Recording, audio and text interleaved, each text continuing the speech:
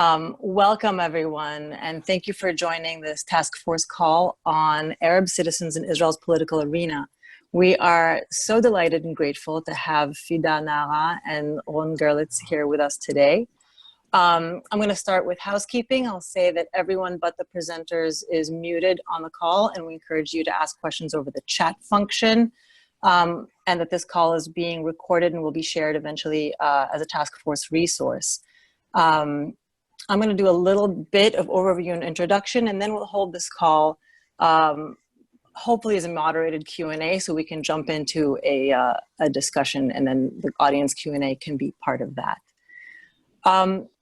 Over the last year and a half, as Israel had a series of back-to-back elections, the task force had been following the journey of the joint list, and with them, that of the Arab electorate, in pushing for greater participation and influence on Israel's national political stage. Starting with nearly breaking up and losing Knesset seats in the first election in early 2019, the joint list's journey culminated with energizing voters in the last elections, growing to 15 seats and emerging as a key bloc in terms of giving Gantz the first mandate to an opportunity to form a government in the last round. If consecutive elections were not dramatic enough in Israel in terms of a political gridlock and crisis, the last chapter of the sequence took place in the context of the coronavirus crisis. This was also the final catalyst for the formation of a unity government. And that government is now promoting a very controversial push for annexation of West Bank settlements as an immediate priority. And that is not even all the layers of crisis that are happening globally at the moment. Today, we're going to hear from Fida and Ron, who have both been intimately involved in the discourse and vision for Arab political participation in Israel and also Jewish-Arab political cooperation, about where the latest developments in terms of the formation of the unity government, the impact of the coronavirus crisis on Jewish-Arab relations in Israel, and the latest discourse on annexation and other issues of global concern have left Jewish-Arab relations and this idea of participation on the national stage. I did a very, very short overview. I'm sure that in discussion you guys will fill in the really vital details about how this all unfolded. I'm going to just jump in and do a quick intro of each of you and then jump in with the first question. So Fida Nara is the founder and co-director of Ma'apach Tagir, a grassroots feminist community organizing organization, and also was on the list of Hadash in this last elections round. So she's an activist and a community organizer and connected to community voices from throughout Israel. Ron Gerlitz is currently CEO of Accord, which is the social psychology for, I'm sorry, you'll give the full name of Accord, the Accord Center. Social psychology for social change. Social psychology for social change, previous co-director of Sikui, and a frequent writer and columnist on the issue of Jewish-Arab political cooperation in Israel. So the first question, both to set context and delve into where we are in this story for both of you, is what were the main changes? Can you describe and speak a little bit about the main changes in Jewish and Arab opinion and actions related to the potential of Jewish-Arab political partnership over the elections period? How close did we come to a government based on Arab leadership support? And what effects did the ultimate formation of a unity government have on these changes? Fida, can you please start us with the insights from the Arab society, Arab electorate perspective? Okay, so good evening, مساء الخير, good morning, صباح الخير, it depends where you are. Thank you, Liron, and thank you for the task force for this meeting. Actually, I would want to have the connection with the NGOs, with all our work as an organization in shared society, I think something happened here in the last 10 years. We have more shared society organization than ever. And it's not, we don't talk just about bringing people to sit together and talk about shared society. We talk about change policy. We talk about working together and fight together for human rights in general and in economical situation. But for the political situation, I think we as Arab are more want this partnership. We can see just in 1.5 years, in 3 elections, even Balad parties that never accept any kind of working with middle, with Gantz and with Kachol Lavan, change in this 1.5 years from not acknowledging, not recommend about on Gantz, and the last election they say yes, we give our vote to Gantz, and he can he can have a government, and we as an Arab national. I talk about Balad, you know, in the journalist there is 4 parties, and Balad was all the time against pushing for any kind of government. Even they know that Netanyahu is bad for everybody, and they changed from in the last 1.5 years. So even the survey that of Israel Democracy Institute that happened talk about that most of the Arab population are ready to be part of the government. Most of the Arab population want to build here a partnership. But what happened in the last election, and when we have the national government, especially and the Corona crisis and all what's happened, we understand that we are more ready from the we as a minority are more ready for this partnership than the Jewish side or the most of the people here in Israel. And I think it was hard. It was hard for leaders who fight even in our society.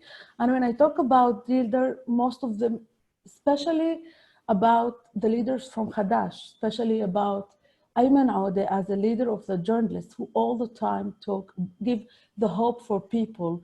There is a partners with us. We can make a change here. And suddenly, and then actually it wasn't suddenly, you know, but as a people who believe in human rights, in democracy, we cannot do anything else than trying to make a change. So that's why I think when we talk about partnership, I think the problem now more, we work a lot in our society as a parties, as a NGOs, as we change a lot of things in our society, bring people people want to live here all together. The problem is that the other side is less ready for this partnership and less ready to hear what the Arab society can be. And there is 2 important things that I want to talk about. The media, something changed in the media. Even they are still talk about Arab just when we have violence, but we hear the name Ayman Aoudeh and journalists in the last 6 months before the Corona, okay? Before the crisis of the Corona, I think every night we hear the name Ayman Aoudeh, journalist. And this is something very important. It's entered every home in Israel. The name Ayman Aoudeh, the name journalist, the name that there is a partner here who want to make a change. And the other thing is that we see more and more shared society organizations are going outside from together.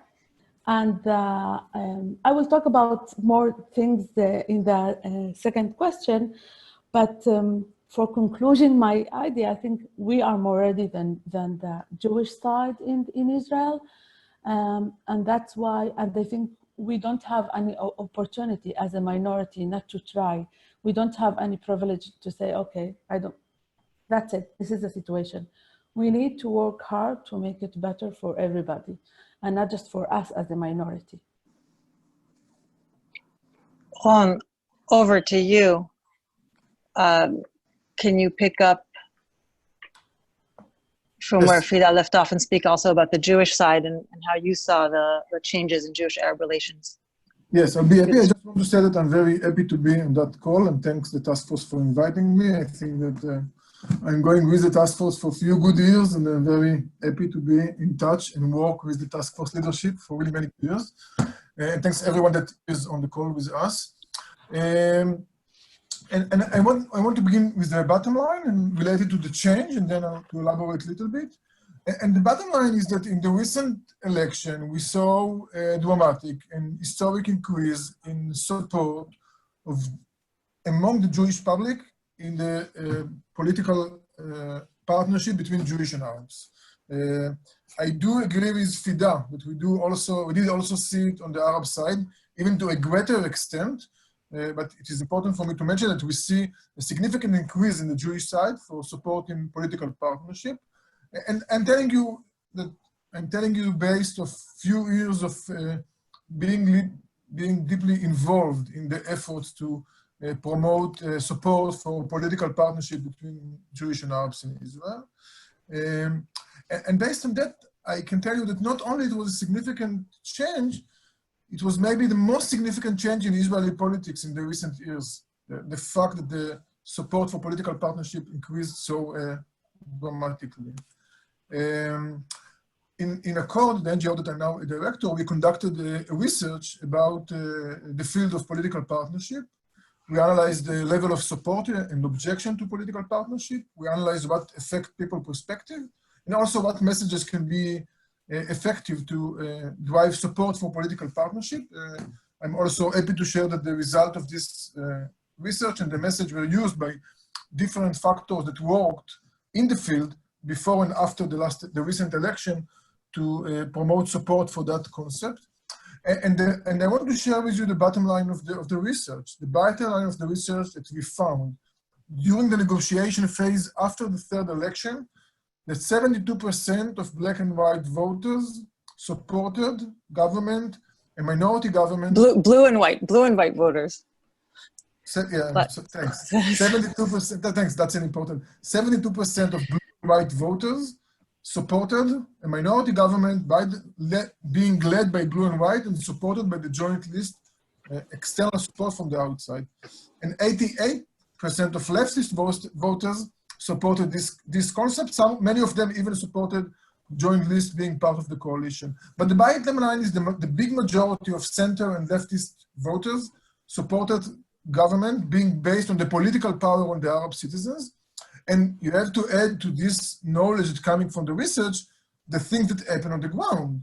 We had, for the first time in the Israeli history, public negotiation meetings between the leading center party, blue and white, in the joint list. We had one public negotiation meeting after the second election, and another public negotiation meeting after the third election.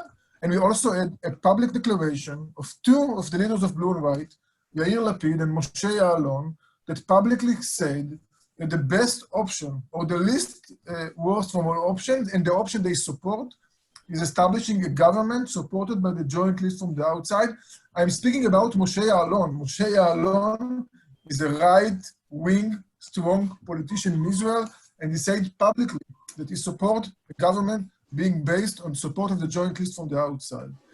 And all those things that happened under huge incitement campaign by the Likud. Billboards all over Israel were covered in campaign claiming that Gantz is going to establish a government with terror supporters, which are the head of the joint list.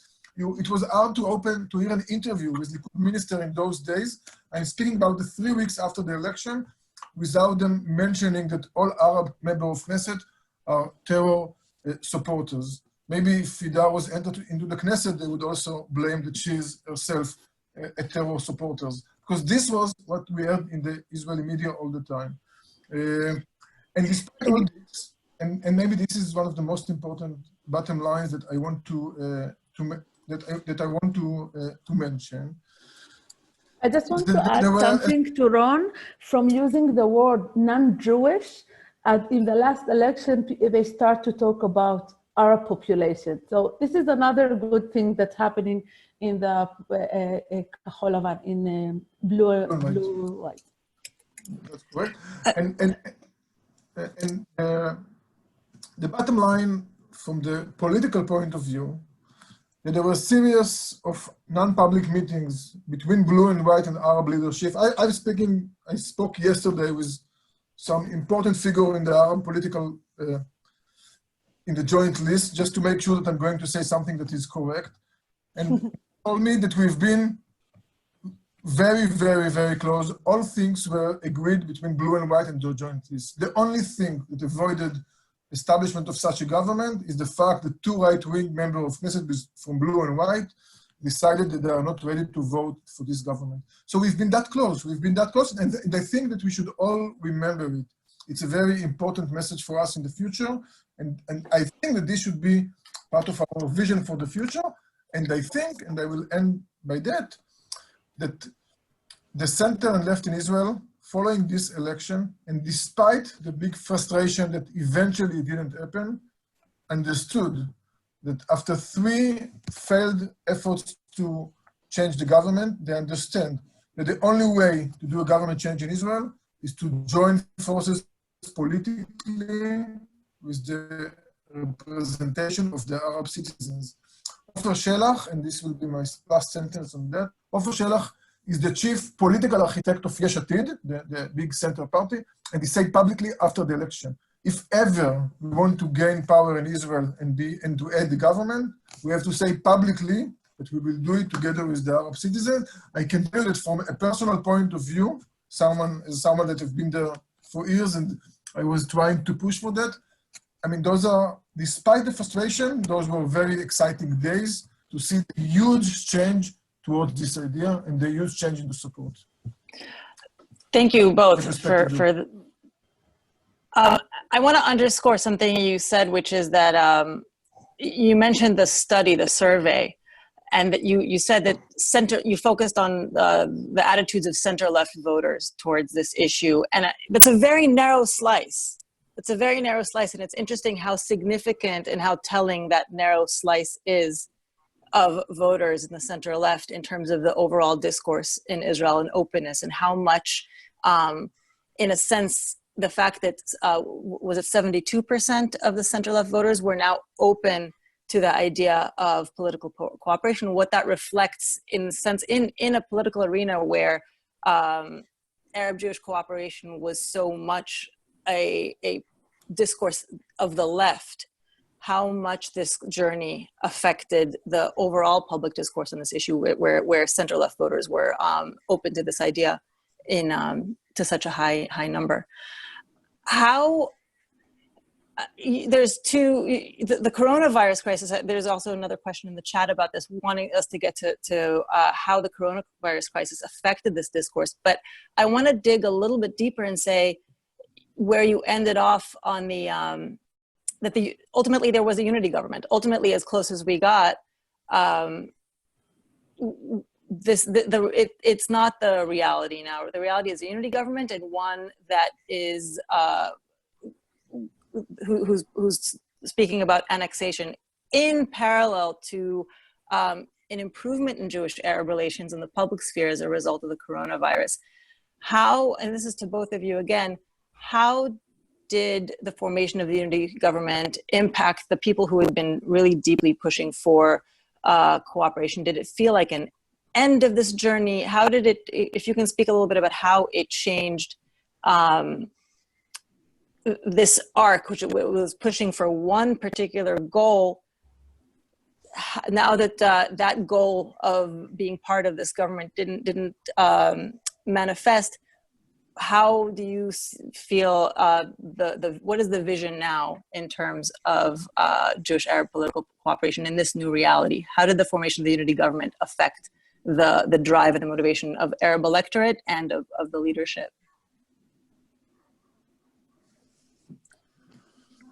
You want to begin? Sure, yes, sure. Begin and then Fida.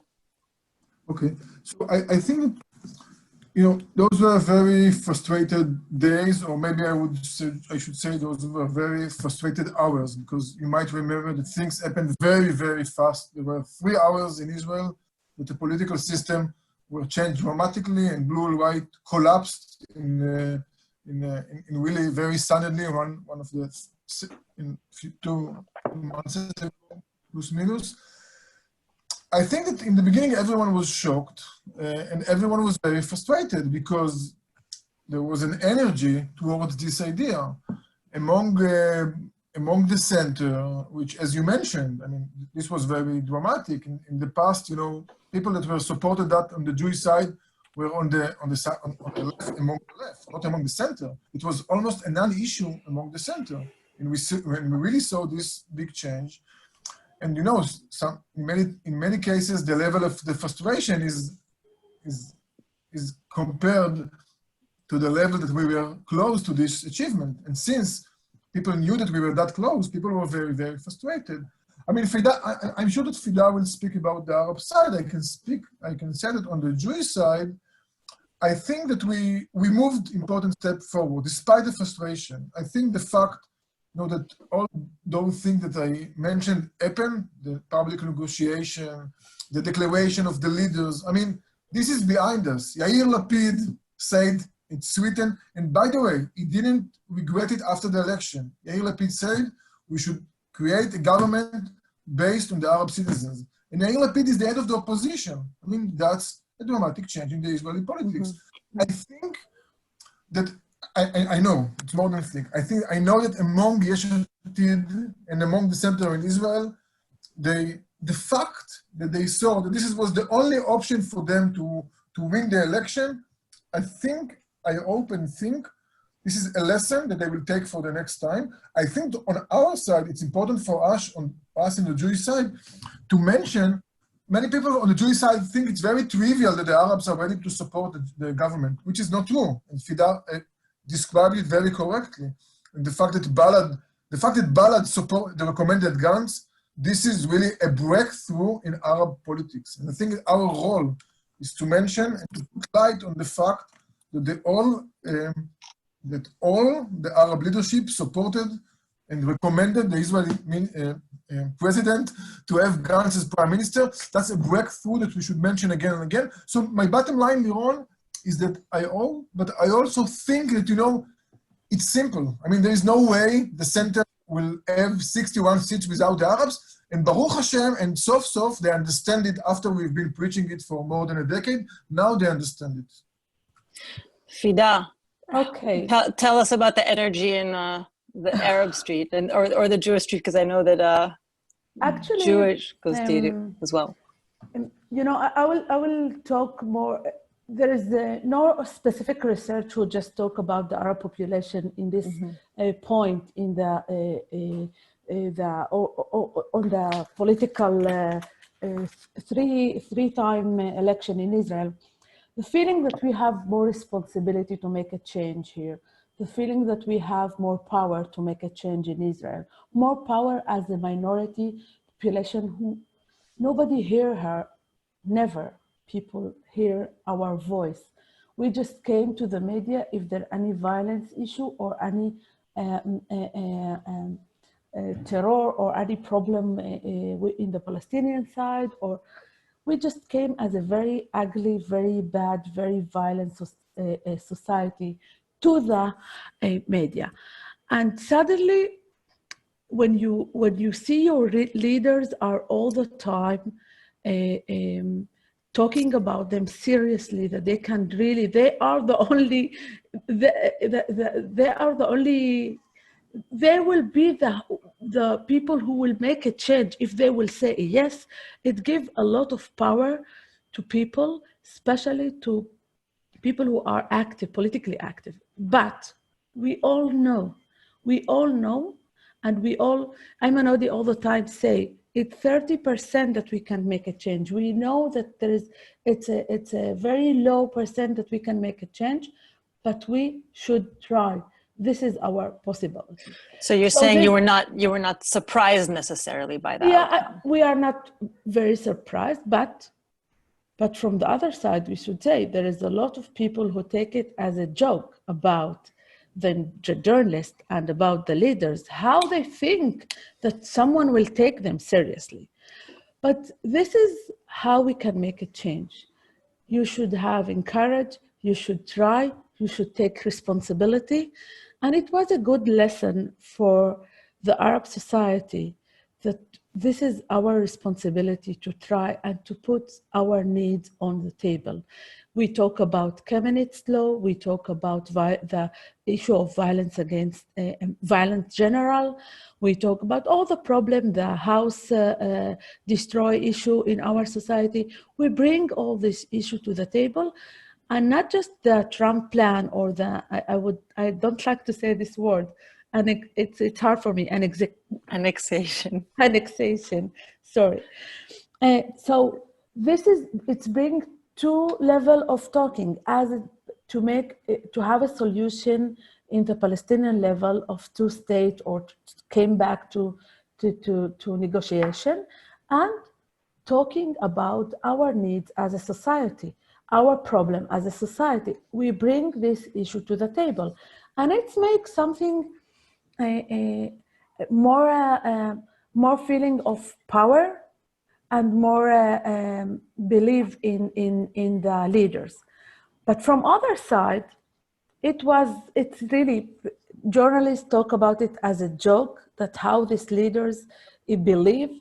And we should remember, not all the journalists talk about partnership in the same level. Hadash bring all the time the voice of, and I know that there is people who know me more as a co-director of Mahbah Tahrir, which work in different level in the field and in the community. I talk now as a political active, as a part of party who believe this is our responsibility to bring back the hope for people that something can change. We don't have the privilege to sit and to say, this is the situation, nobody can change, and we cannot make any change. Politics are, it's kind of game, sometimes very hard, but we should take the chance and make the change. And this is why I think in the Corona crisis, we hear more and more about all the health system, how much our people are working in the health system. This is how we hear a lot of positive story about what's happening in the crisis of the Corona.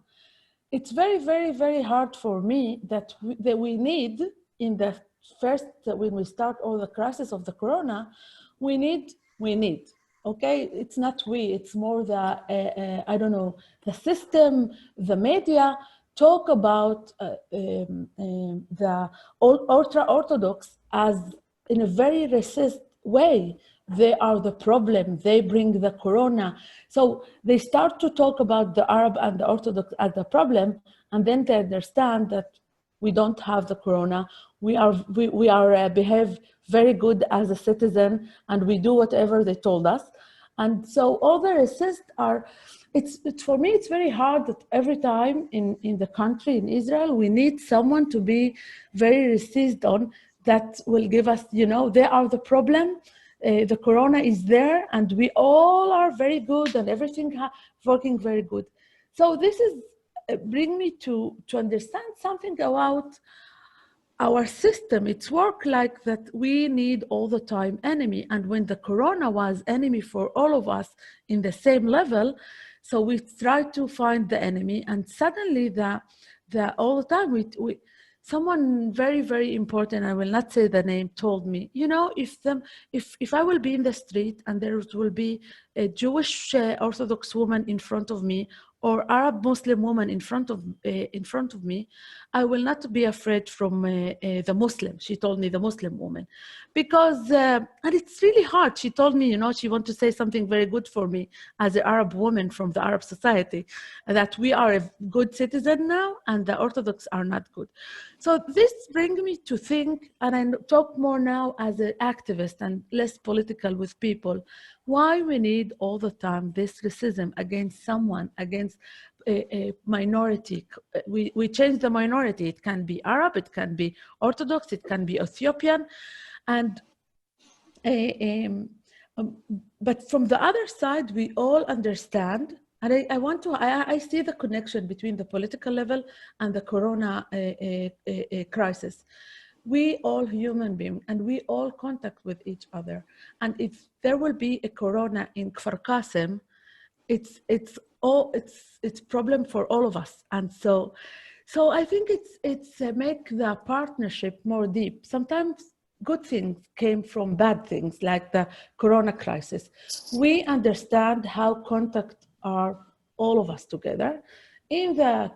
Even in the Arab society, it's bring more people to volunteer. This responsibility, when you volunteer in your city, when you feel you are part of this place, and people more volunteer in the Arab society in the Corona crisis, and I think it's have connection to the Corona crisis and to the political level. The journalists bring people the feeling of power, the feeling of we can make a change, even we didn't do it, okay? But we were very close to make this change. And this is our responsibility to do something. Thank you for making those linkages, Ron. I know you have insights into the impact of Corona onto Jewish-Arab relations, and I want to hand it over to you. I just want to sort of segue by saying, so Fida, what you're saying is that there was almost a sea change. When the Corona crisis started, there was a reflex to handle it the way that there was a certain reflex in the media to look for, to correlate Arab behavior with ultra-Orthodox and look to say that this is a problematic society. And in the end, there was a whole revolution in which actually the public image of Arab citizens is seen as successful, and it's a new discourse. Even all the tests, yeah. I don't know, of course, all the tests came to the Arab society just after 2 weeks. 2 weeks it takes, and this is something that the journalists bring back to the journalists work in front of the ministry, in front of people, in high position in the ministry to bring the test to the Arab society. So when you see your leader are taking care for your daily problem, you feel that you can, you have you have backing. You have back, and and it's it's all the time that we have a back, okay? But now I think the journalists have more power, so they talk with the ministry in different level, and they hear them in different level. So you're saying that there is a residual energy, that even though there's a unity government and it's not part, that the energy of this entire political movement has affected Arab society internally as well. We are playing the game. This is what we feel. We are part of the game, and we can, even we didn't change, but we can change things. Which I'll just say that's so different from the where we were at the beginning, the election cycle, when the joint list nearly broke up. But Ron, please, I'm just cognizant of time. I want you to share your insights on the impact on Jewish-Arab relations of coronavirus and any correlations to the political moment as well. Okay, I'll be happy doing so. So I want to share with you the finding of another research we did just months ago in Accord. We know in Accord, since we are dealing with social psychology, that this time of crisis, there is usually a serious risk of amplifying racism and discrimination. And I think that also you know it from your side of the ocean and the dramatic things that happen now on your side. And our goal was to check what is the effect of the Corona crisis on intergroup relation in Israel. We were deeply concerned from two fronts. One is between the ultra-Orthodox and the general Jewish public. Accord is dealing not only with Jewish-Arab relation, as important as they are, but also in other fronts in the Israeli society. And the second thing was really to check what happens between Jewish and Arabs. We examined perception and feeling, and we examined the way that the Corona crisis affected on mindset and perception and feeling of people in the Israeli society in the intergroup relation between the different groups. And generally speaking, our results are very similar to what Fida and Liron just described. We found that in the front between ultra-Orthodox and the general Jewish public, we are facing a big challenge following the Corona crisis. But in the Jewish-Arab relation, the relation probably were not out, and maybe there is even potential for improving following the crisis. I want to share with you within 2 minutes some key findings of the research. We asked people about what do they think about the other groups obeying of the rules during the Corona crisis, and we found that among the Jewish non-Orthodox, 44%, almost half, thought that ultra-Orthodox are not following the guidelines, compared to only 24% that thought that the Arab citizens do not follow the guidelines. And another finding which was strong and negative, unfortunately, is that 44% blame the ultra-Orthodox for being responsible for making the whole Israeli society more at risk related to, in the context of the Corona crisis, health system, compared to only 70% that put the blame on the Arabs. Now, those two numbers are bad, and I am far from being happy that the Haredim perception is much worse compared to the Arabs. That's a big challenge for the Israeli society. But if we want to look at the effect on the intergroup relation, we see that unlike many other situations in which Arab citizens were blamed for bad things in Israel, in this situation, this wasn't the situation in this during the coronavirus crisis. And also there were findings that were much more strongly linked to show us the positive signs related to relation between Jewish and Arabs in Israel. We asked Arab citizens about, and we found that 95% of them found in the Corona crisis a common mission for Jews and Arabs. And among the Jews, we found that we asked, about the way, we asked people if they see the coronavirus crisis as an opportunity to improve relation between Jewish and Arabs. And 45% of Jews much agreed, and another 35% somewhat agreed.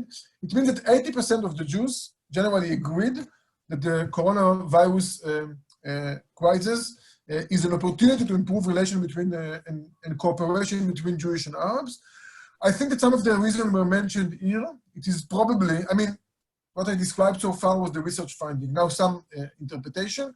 I think that probably the fact that Jewish and Arabs worked so closely among the medical teams, and the fact that it was very public, people knew about it, and there was even some efforts from different NGOs and some even honest media correspondents that really put emphasis on the fact that Arab staff is fighting to save Jewish life in Israeli hospitals all over the country. We believe that it was a very positive factor.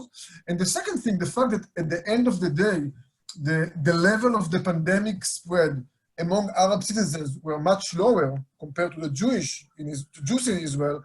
It was found that the Arabs were not responsible, and actually the level of sickness were low.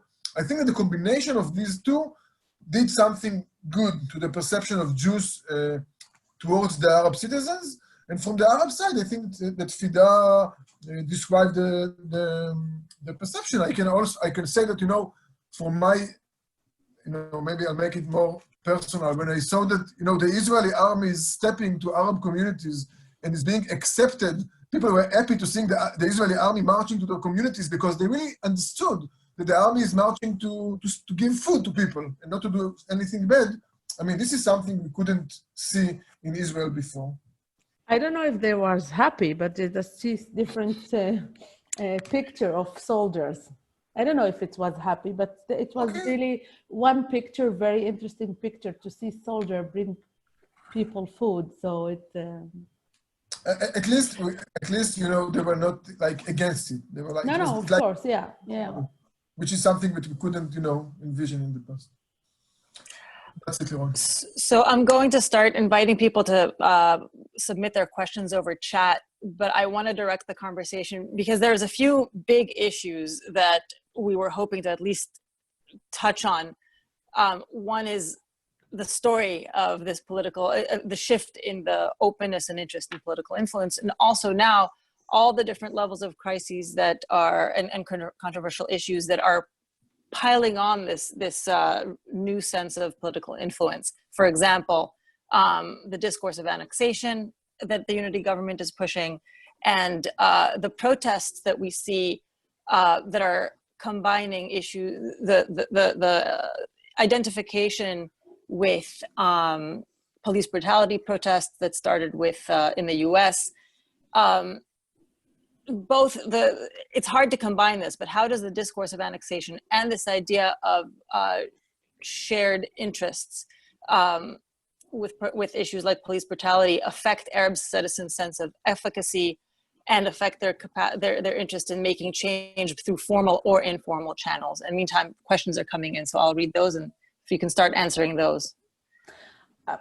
Actually, I want to talk about two very interesting things that happened in 1 week. In the first of the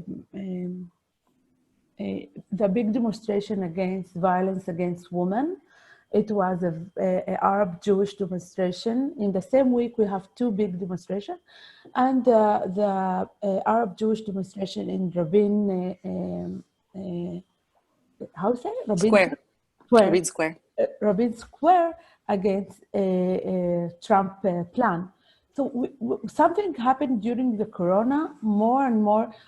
I was part of building the feminist the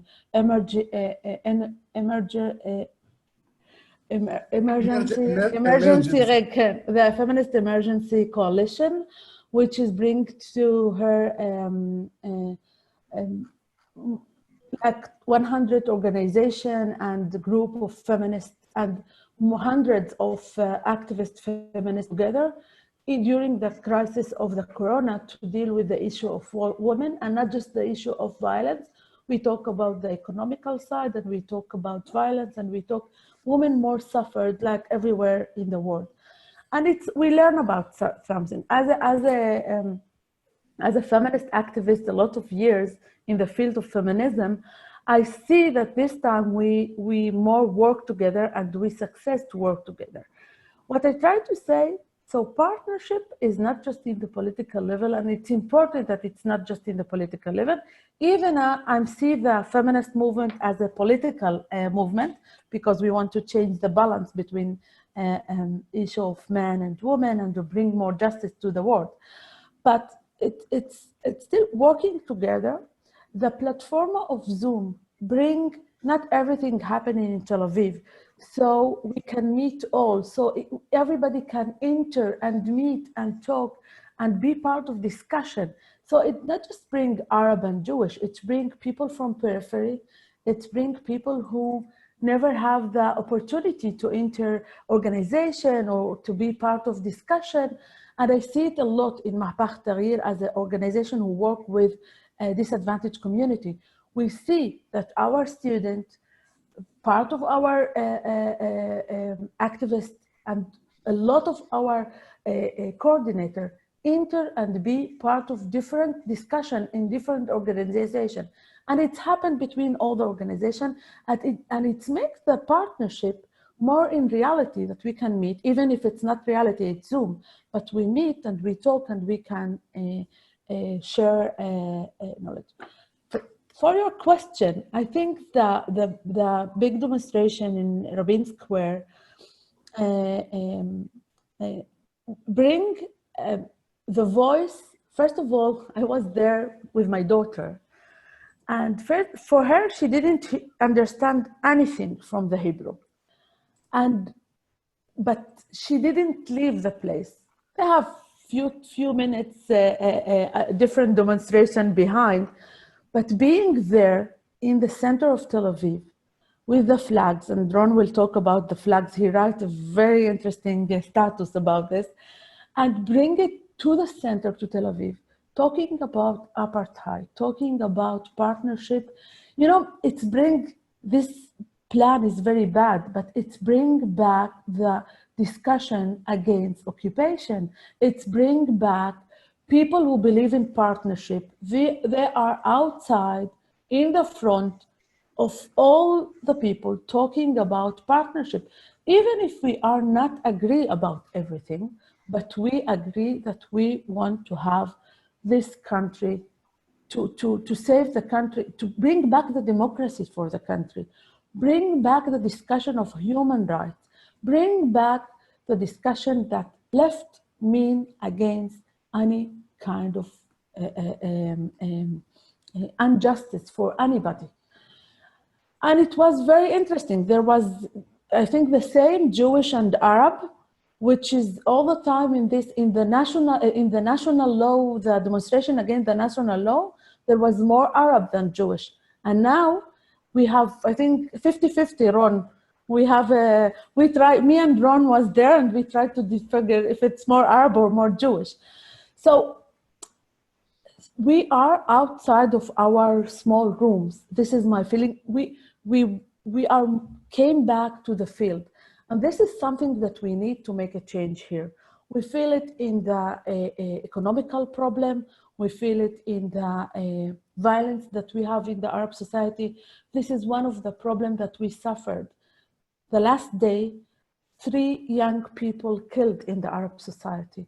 One in the noon, in the night, and in the morning, from different area. And all of them was 20, 21, 22 young people who killed. The illegal weapon that we have in our society. This is something that the Jewish side more start to understand. It's our interest that we will work together. It's more than solidarity. I think it's more than solidarity. I know that it's more than solidarity. It's wrong problem that I have violence in Nazareth. It's not just my problem. And this is important. This is what I think the Corona bring it. We are contact together. Our problem is all have the relation. I will never feel in freedom if there was still one woman, even if she is not Palestinian or Arab, are suffered from violence. And this is the political level, it would, because most of, it takes time in the political level, but I see the relation between political level and the society and our work as the NGOs. And I feel, and I know not feel, as a woman, I talk more about feeling, but I think it's more important just thinking. Feeling is very important by bring people to make a change, not change that their mind, they will come and do an action with you to make a change. So this is our interest that the occupation will end. It's good that it's bring it back. The word apartheid, it's not something that just people in the radical left talk about it. People who see that the democracy are very, very dangerous start to talk about it. Thank you both. We have a bunch of comments coming in, so I want to quickly touch on them, and then we can decide what we're going to dive into. So Bluma from Memphis, hello. What accounts for the difference in perceptions among the Israeli public regarding Corona and Arabs and Corona and ultra-Orthodox? It's a question to delve into the difference in perception between different subgroups. Alan Divac, hello, thank you. Asking how Jewish funders can't directly fund politics. How can we help to build partnerships from the outside? Phyllis is asking about who uses the research on Jewish-Arab relations after Corona. By the way, we will share the research that from Accord with everyone who was on this call. It's in English. Thank you very much, Ron. Alan, you also mentioned the similar dynamic with IDF and Haredi entering Haredi communities, where IDF came to help manage the response and relief efforts and were welcomed. So there's also parallels in intergroup relations happening with the Orthodox as well as differences. And Josh, thank you again for bringing up the issue of protests against police brutality and deep-seated societal issues of racism, that these protests are more diverse in the US as well as what you were speaking about, Fida, the protests in Rabin Square. So there was a question about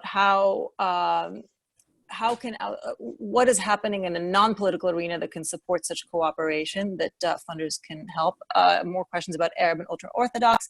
And I think I wanted to ask about the various vehicles that are taking place. In a sense, the joint list, even though they have 15 seats and they are representative leaders and were seen as effective over the Corona period, they're not the leaders of the opposition. They're not supporting a center-left.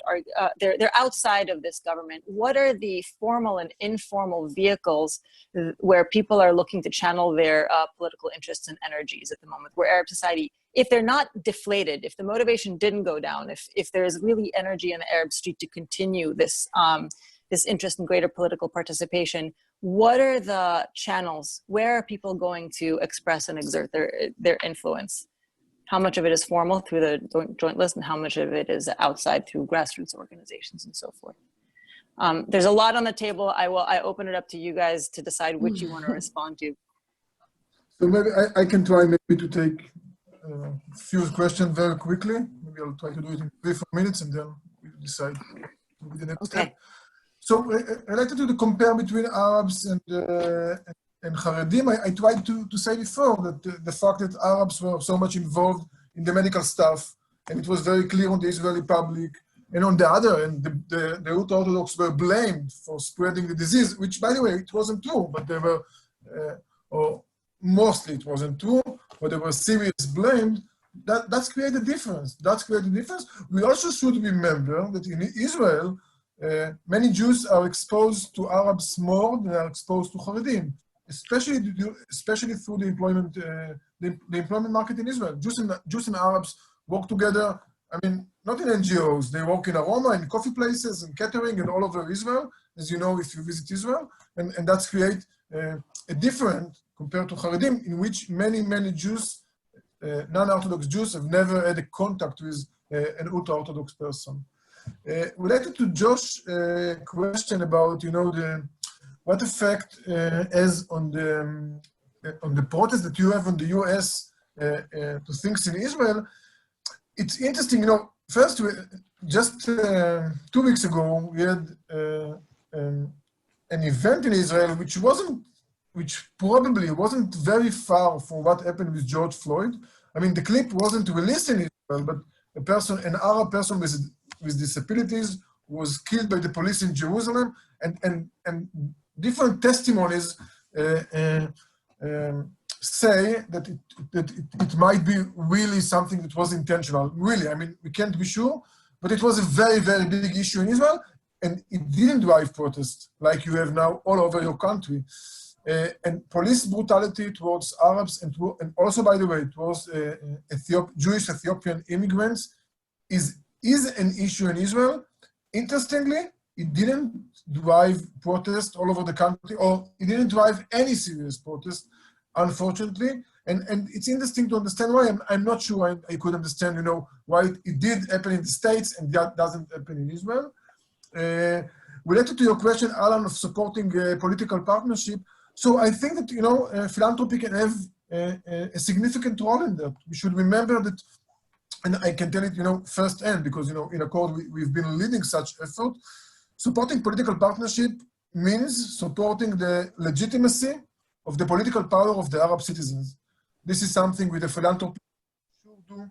It can do also under the strict tax, all the 501c3 and the Israeli 46A. I mean, that's ultra kosher, I can say, supporting the legitimacy of the political power of the Arab citizens, which is exactly what the right wing try to make illegitimate. In my last question, I will let Liron to what you ask in the end about, if I understand correctly, what can the Arab politician can do now when they are not, when they are part of the opposition, and the opposition is so weak and so fragmented. They are stuck in the opposition with 2 extreme right-wing parties. That's not an easy situation for the joint list.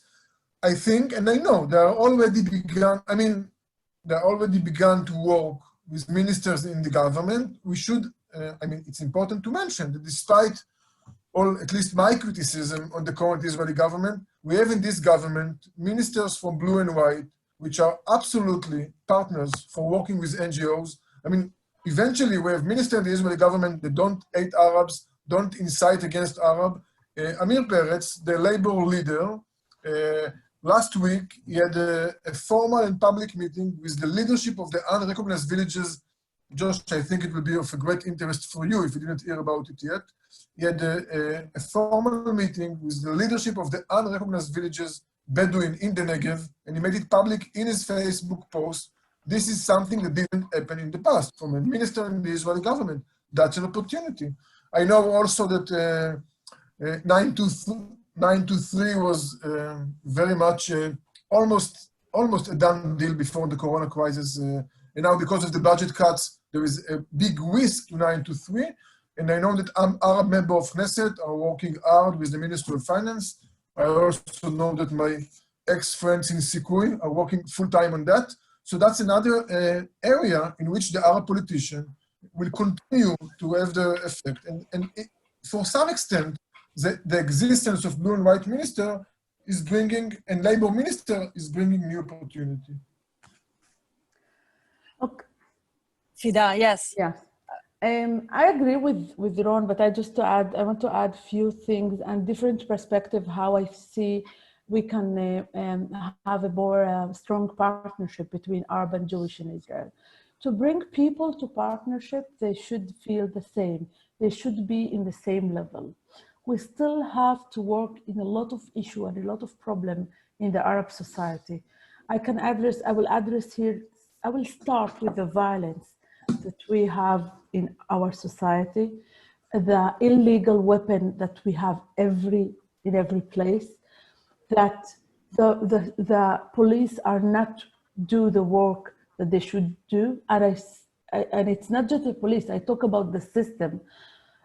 There's people who feel this is plan of the system who want to kill us because there is no law between the Arab, in the economical side of our society. And now because of the Corona crisis and because of the economical situation, a lot of people take money from the black market. And it's a crisis. It's a crisis if we will not take care of all this kind of issue.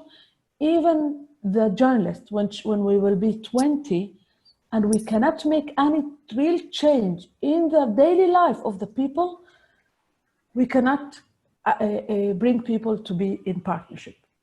Another thing very important, and when I talk about violence, I talk about poverty, I talk about the issue of houses and destroys houses. I talk about education. With education in the crisis of Corona, the gap are now more between, in general, disadvantaged community and between the center. In general, between the periphery and the center, between Arab and Jewish, between Bedouin, even in the Arab society, between the South Bedouin or between the North. So all these things, if we will not deal with it, people will not believe in partnership. Another very important thing that I talk about it a lot, and maybe I believe when people are very safe in their identity, they can come to partnership and they can feel good in partnership. I know it about myself.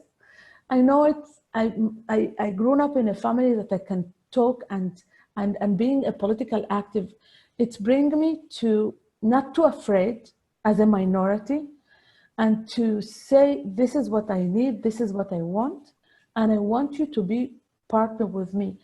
And this is not solidarity. It's more than solidarity. I believe in solidarity. It is our interest here that all the education will be for everybody's good. It's our interest that democracy will be strong in Israel. It's your interest that the situation inside Israel and the democracy in Israel will be strong. It's your interest that Trump plan will not work. And I will finish. Yeah, finish. These are amazing closing thoughts, but it's already 1 o'clock. So yes. So there was a relation. There was a small demonstration that talked about the similarity between Floyd and Iyad, the East Jerusalem young man killed by the police, but people are deeply in their daily problem. That's why I feel to have a strong partnership, we should work in the political level, we should work in front of the government, changing policy, changing budget, but we should work in the field, even between the people who are not agree about partnership, but they know that they have the same problem. We can start from the same problem, bring people to see how the problem in education is the same between Arab and Jewish, how is the economical side. So from the daily problem, I really believe in community organizing. I believe when people will start to feel they take more responsibility on their daily life problem, then they can be more active in the political field and not lose the hope. We don't have any privilege, not me, not you, not Ron, nobody here have any privilege to lose the hope to make this be better for all of us. You know, I don't know, I hope that I will never lose it. I still have the hope that, sorry. Hopefully, Dina, that answers some of your questions as well about the long haul. I want to thank everyone and invite you before we lose everybody. We only scratched the surface. I could ask another hour's worth of questions about where things are headed. I invite you to email me or Michelle with what you specifically would want to hear about in future calls to make sure that they're targeted with your interests. We will send out invitations and resources as usual and look out for the research from Accord. Thank you both. I'm sorry to anyone whose question was not answered. We look forward to seeing, please keep up the good work, both of you, and we will see you all again on the next call. Thank you, everyone. Thank you. Thank you. Thanks.